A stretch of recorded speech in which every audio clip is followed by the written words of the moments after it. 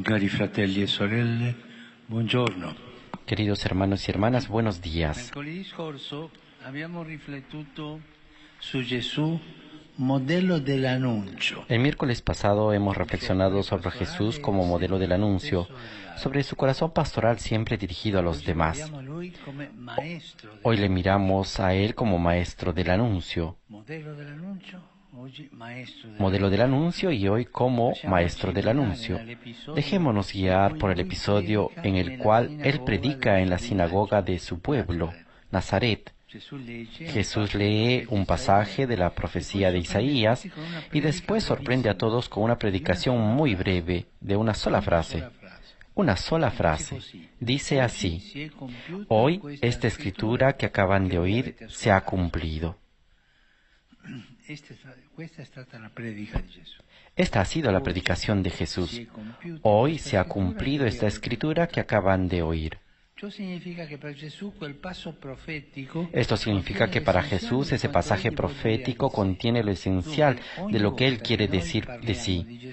Cada vez que nosotros hablamos de Jesús, deberíamos recalcar su primer anuncio. Veamos entonces en qué consiste este primer anuncio.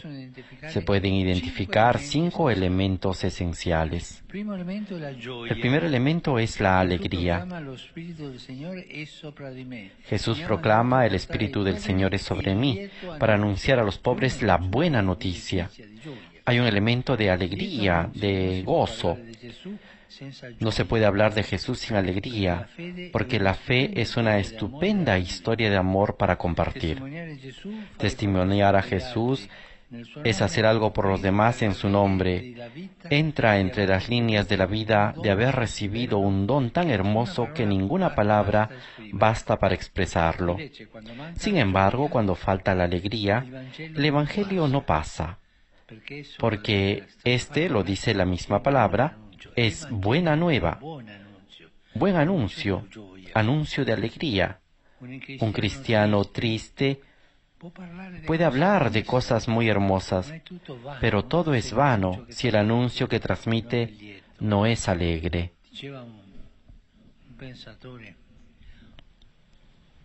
Un cristiano triste, decía un pensador, un cristiano triste es un triste cristiano. No se olviden esto.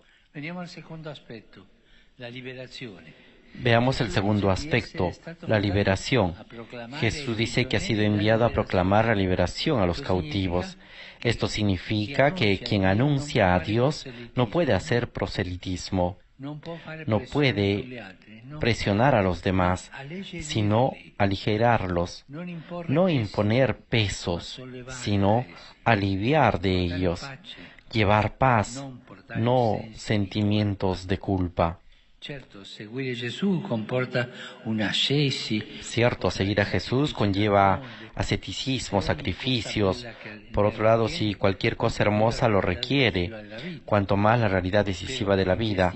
Pero quien da testimonio de Cristo muestra la belleza de la meta, más que la fatiga del camino. Ci sarà capitato di raccontare a qualcuno un bel viaggio che abbiamo fatto, per esempio. Nos habrá sucedido contarle a alguien sobre un bonito viaje que hemos hecho. Habremos hablado de la belleza de los lugares, de lo que hemos visto y vivido, no del tiempo que tardamos en llegar ni de las colas del aeropuerto, no.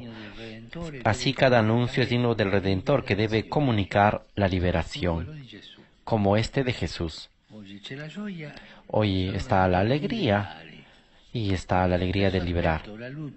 El tercer aspecto, la luz. Jesús dice que ha venido para traer la luz, para devolver la vista a los ciegos. Llama la atención que toda la Biblia señala esto. Antes de Jesús señala la curación de un ciego. De hecho, era un signo prometido que llegaría con el Mesías. Pero aquí no se trata solo de la vista física, sino de una luz que hace ver la vida de forma nueva. Y también la vida de un nuevo modo. Hay un venir a la luz, un renacimiento que sucede solo con Jesús. Si lo pensamos así, empezó para nosotros la vida cristiana, con el bautismo, que antiguamente se llamaba precisamente iluminación. ¿Y qué luz nos dona Jesús? La luz de la filiación. Él es el Hijo amado del Padre, viviente para siempre. Con Él también nosotros somos hijos de Dios, amados para siempre, a pesar de nuestros errores y defectos. Entonces la vida ya no es un ciego avanzar hacia la nada. No, no es cuestión de suerte o fortuna. No, no es algo que depende de la casualidad o de los astros, y tampoco de la salud y de las finanzas. La vida depende del amor del Padre, que cuida de nosotros, sus hijos amados. Qué bonito compartir con ustedes y con los demás esta luz. ¿Lo han pensado ustedes? Que la vida de cada uno de ustedes, tu vida, mi vida, la vida de todos, es un gesto de amor, es una invitación al amor. Esto es maravilloso. Y muchas veces lo olvidamos. Olvidamos esto ante las dificultades, ante las feas noticias, y esto es feo, ante la mundanidad, ante el mundo que es mundano. El cuarto aspecto del anuncio, la sanación. Jesús dice que ha venido para dar libertad a los oprimidos. Oprimido es quien en la vida se siente aplastado por algo que sucede. Pueden ser enfermedades, fatigas, pesos del corazón, sentimientos de culpa, errores, vicios, pecados. Oprimidos por esto, pensemos sobre todo en los sentidos de culpa. ¿Cuántos han sufrido por esto? Pensemos un poco en estos sentimientos de culpa de esto y de lo otro. Oprimirnos sobre todo es precisamente ese mal que ninguna medicina o remedio humano puede resanar, el pecado. Y si uno tiene sentimientos de culpa es porque algo ha hecho. Por eso se siente mal. Pero la buena noticia es que con Jesús, este mal antiguo, que parece invencible, el pecado, ya no tiene la última palabra. Yo puedo pecar porque soy débil. Cada uno de nosotros lo puede hacer. Pero esta no es la última palabra. La última palabra es la mano que se extiende de Jesús, que nos levanta del pecado. Pero Padre, ¿esto cuándo sucede? 1, 2, 3. ¿Cuántas veces lo hace? Siempre. Cada vez que tú estás mal, el Señor siempre te extiende la mano. Solamente Él nos quiere tomar de la mano y sacar de ahí. La buena noticia es que con Jesús este mal antiguo ya no tiene la última palabra. La última palabra es la mano extendida a Jesús que nos lleva adelante. Jesús nos sana del pecado siempre. ¿Y cuánto tengo que pagar por esto? Nada. Jesús nos sana siempre y gratuitamente. Él invita a los que están fatigados y sobrecargados, dice el Evangelio, nos invita a ir hacia Él. Y entonces acompañar a alguien al encuentro con Jesús es llevar al médico del corazón que levanta la vida.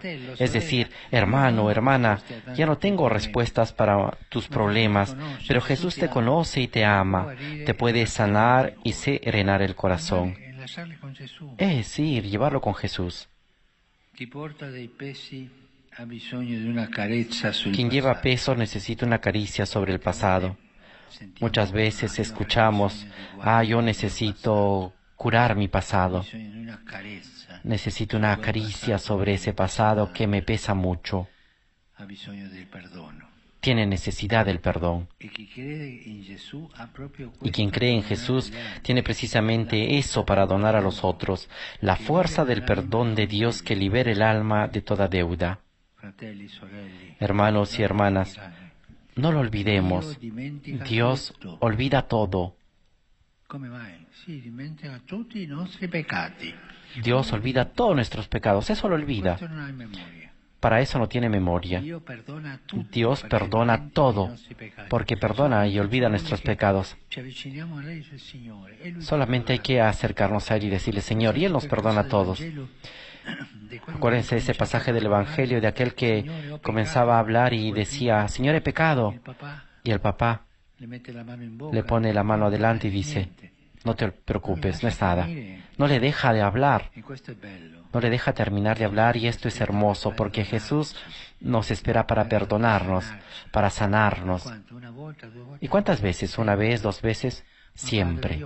Pero Padre, yo hago las mismas cosas siempre y Él hará lo mismo siempre y hará lo mismo, nos abrazará siempre. Por favor, no desconfiemos de esto. Así se ama al Señor.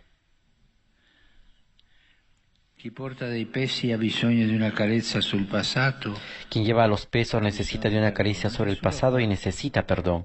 Y Jesús lo ha hecho. Y esto es lo que hace Jesús, liberar el alma de toda deuda. En la Biblia se habla de un año en el que se era liberado del peso de las deudas, el jubileo, el año de gracia. Este es el último punto del anuncio. Jesús dice, de hecho, que ha venido a proclamar un año de gracia del Señor. No era un jubileo programado, como el que estamos haciendo ahora, todo programado, que se piensa cómo hacer, qué no hacer. No, con Cristo la gracia que hace nueva la vida llega y asombra siempre. Cristo es el jubileo de cada día, de cada hora que nos acerca para acariciarnos, para perdonarnos. El anuncio de Jesús debe llevar siempre al asombro de la gracia. Ese asombro, no puedo creer que he sido perdonado, que he sido perdonada. Es una cosa grande de nuestro Dios, porque no somos nosotros los que hacemos grandes cosas, sino que es la gracia del Señor, que a través de nosotros realiza cosas imprevisibles. Y estas son las sorpresas de Dios. Dios es el maestro de las sorpresas. Siempre nos sorprende, siempre nos sorprende, siempre nos espera. Él nos está siempre esperando.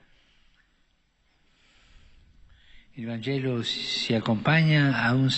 Evangelio va acompañado de un sentido de maravilla y de novedad que tiene un nombre, es Jesús. Él nos ayude a anunciarlo como desea, comunicando alegría, liberación, luz, sanación y asombro.